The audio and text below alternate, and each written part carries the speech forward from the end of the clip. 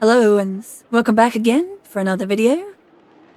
This time we'll be looking at the new raiding stance. The new raiding stance is called Unsustainable Revelry, and it is a mix of the Warriors of Chaos raiding stance that you should normally have as Sigvald, and Morga's raiding stance, which is special. Army in the raided region will suffer attrition.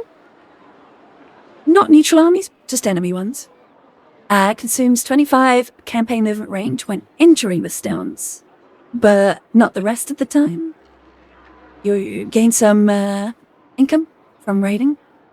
There is some experience per turn, which is very handy for the Warriors of Chaos action, because normally you need to drive your troops up to the next upgrade range. There's a minus of control and growth, as you would expect, and an immunity to attrition, so you can walk through the snow and the swamp and things like that would normally bother your units.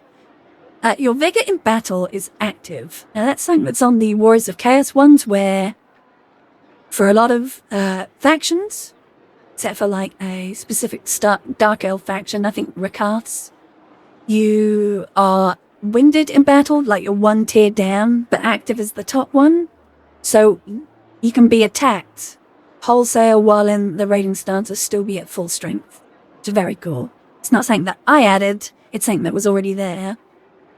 We're also doing a lot of Slanesh corruption because of all the revelry, while raiding into spoiling none are safe from a tale of debauchery, and those behind walls run out of supplies, so you cannot just hide in your town and wait it out, which is the same kind of thing with Morga, is that, you know, if you let everyone running all the mills and working the farms die, you run out of supplies. Got diplomacy penalties, of course, and not raid your own region with it like that's a bad idea. And that just makes sense. It's like a gain balance thing.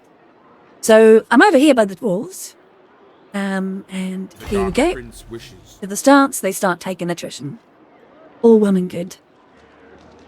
But we'll take out this town, and take out the army, and I'm hoping that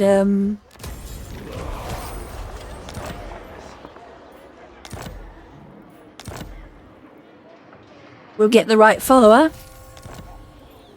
We didn't. We'll have to attack something else in a minute. But here we go. We'll take the town anyway, because I'm over here as that for a reason as well. I added in a landmark. It is the captured Bugman's Brewery. All 6 things you can do with booze. Something to drink when you'll die defending, and that's the top effect there. A barrier hit point of 200 for all units when defending settlements, all armies. So that's very cool that you have finally a little bit of pain relief while you're defending some of your towns. Something to give to get what you want. Now in this case, it's a trade resource, dwarf beer resource production, 100 kegs. Very cool.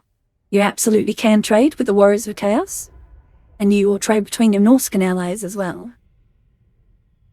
Something to settle down the malcontents, giving us control plus 10 in this area, because they're so happy.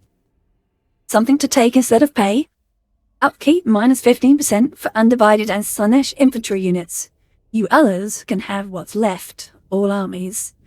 Now, of course, the joke being that there's not going to be any drink left once all the undivided and Slanesh people have had their fill. Here we go. Something to drink when lost at sea. Immune to storm and reef attrition for all faction-wide. It's very cool. And something to stop feeling pain. Passive ability Armies in the local province. And that's quite typical of like other factions that can like get a beer buff with Rowdy rather than faction wide.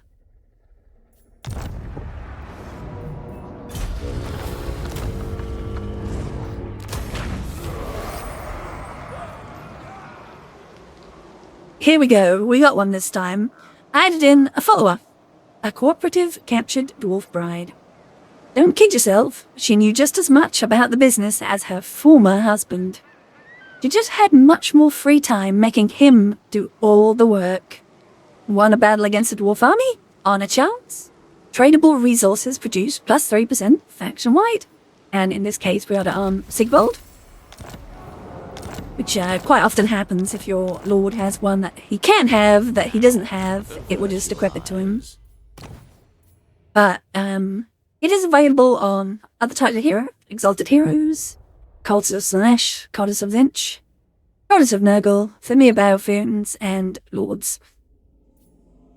Which is just like most Lords when it just says Lord. One thing that's noteworthy with my changing the buildings to be level 3 now is that you have access to a lot more landmarks. Now in this case, I'll show you that the small time one was always available at level 1, so no problem, right? But if you had anything that was available along the sea, such as this one in Eringred, normally you'd be stuck at level 1, you'd have the port, and then that would be it. That's your 2 building slots. But because it's level 3, I've granted you access to a level 1 landmark that normally you wouldn't be able to have. And some of these are kind of fun. And you've got to think that there's so many areas in the game where this comes into play, especially when it's a level 3 landmark anyway. Let's check out the Monument of Flesh here. It has a Monolith of Flesh.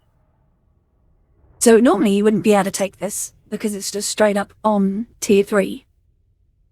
So we've got Corrosion attacks for monsters faction-wide, Charge bonus for monsters faction-wide, Speed for monsters faction-wide, and it allows you to hire different types of troll, which is just so cool. You wouldn't normally be able to do that.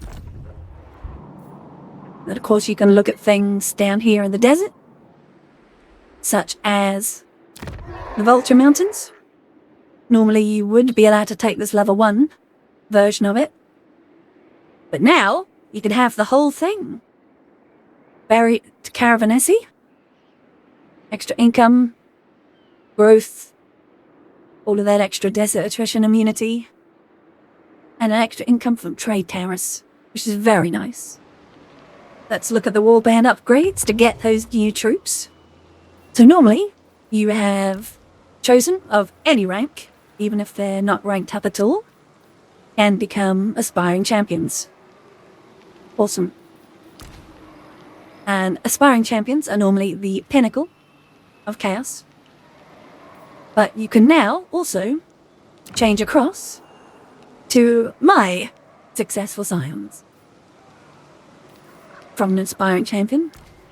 You can't change across from like an undivided chosen, but you can just make them a chosen of Slanesh and then turn them into the 3 different variants.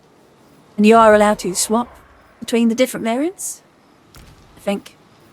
Oh, no, I didn't actually implement it like that.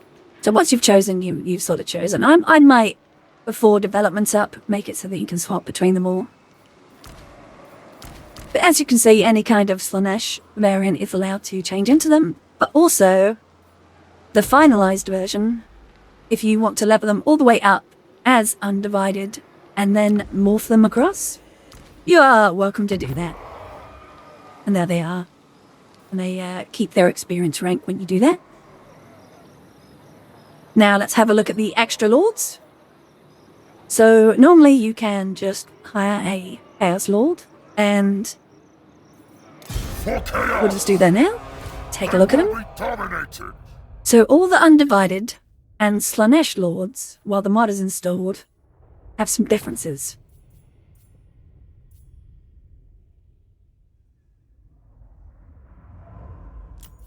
So I said in video 1 to remember aspiring sons. Well, undivided and Slanesh lords, while the mod is installed, will have aspiring son. I do believe this is a slightly toned down version from the main version. And it has its own flavor text, hoping to carry as much favour with Slanesh by following, obeying and acting like the favoured son. Dominance. So Sigvald's version gives us 4 armor-piercing weapon damage, soporific musk attacks, and those attacks for the aspiring champions and the chosen of Slanesh.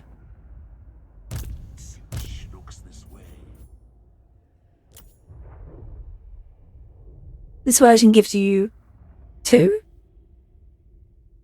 but it's divided between undivided and slash. So, yeah, it's like a minor version. More importantly, we have Inspired by Sigvald, which finally allows your other lords to have the game 3 extra buffs that they start to accrue on the side of the battle map. And then, as you'd expect, the next one is the next one. And finally, the third one is the final ability, Fascination. So normally you are missing all of these 3 game 3 slash buffs. I've added them in. We have Preach About Sigvald, which gives the passive ability Giver of Glory, which normally would be a Lord trait when you first hire him. And instead, that Lord trait has some extra things on it. So you aren't punished by selecting the Lord to recruit that has this as his passive. He has something else as well to make up for it. We have Die for Sigvald. Give yourselves to see his vision done, which gives them the icon of war as well. And again, if you hired a Lord that would have this at the start or have it on his path to glory, well, I buffed the paths to glory, the boons, that would normally grant those, with something extra so that you are not missing out. These ones also have the Unsustainable Reverie, which grants them the raiding stance that we covered. And the same buff to Nausicaan units that are undivided and slash will have the Nausicaan Rage granted to them, and you can see them all there in the picture. So that kind of pushes the tree along a lot, I know, and I might just move them around a little bit. But I do believe when some of these come up on other lords, some of the other lords have longer trees in the first place. So we'll see, but I'll just make it graphically as pleasing as possible. I think I can't put them on the middle row because some of the other demon princes and things have a middle row. Is there anything else I did?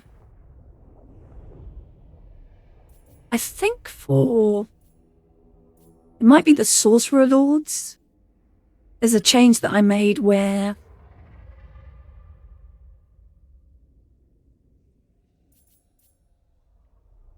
the movement speed works on the whole army.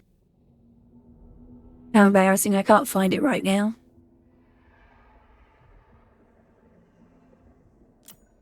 There's somebody somewhere that gets a buff for something. Not very good, is it? We'll try hiring the Chaos Sorcerer Lord. We shall weave the fates.